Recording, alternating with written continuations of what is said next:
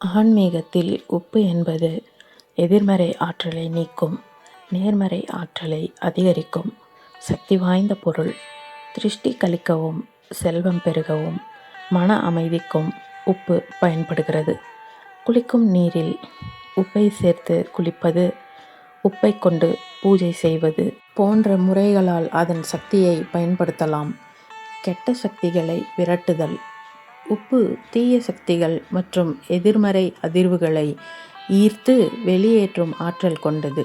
வீட்டின் கதவு, ஜன்னல் ஓரங்களில் கல்லுப்பை வைப்பது துர்சக்திகளை உள் நுழைவதை தடுக்கும் என நம்பப்படுகிறது.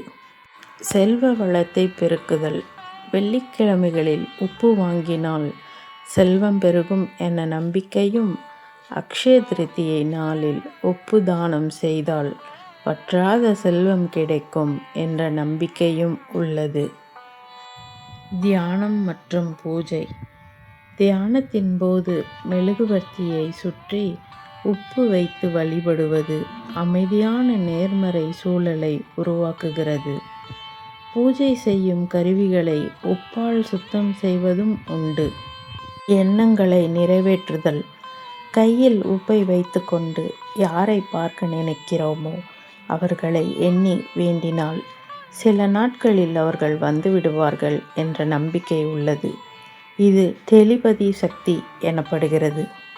திருஷ்டி கழிக்க மிளகாய் மற்றும் மிளகு உப்பை கலந்து அடுப்பில் போட்டு வாசலில் வைப்பது, குளிக்கும் நீரில் கடல் உப்பு அல்லது கல்லுப்பை கலந்து குளிப்பது, கண்ணாடி அல்லது பிளாஸ்டிக் கிண்ணத்தில் கல்லுப்பை நிரப்பிய எதிர்மறை ஆற்றல் இருப்பதாக உணரும் இடங்களில் வைப்பது, 7 நாட்களுக்கு பிறகு அதை வீட்டிற்கு வெளியே வீசுவது நன்மையை தரும். இந்த வீடியோ உங்களுக்கு பிடிச்சிருந்தா ரமணியின் உலகம் சேனலை சப்ஸ்கிரைப் பண்ணுங்கள், சப்போர்ட் பண்ணுங்கள். தேங்க்ஸ் ஃபார் வாட்சிங். பாய்.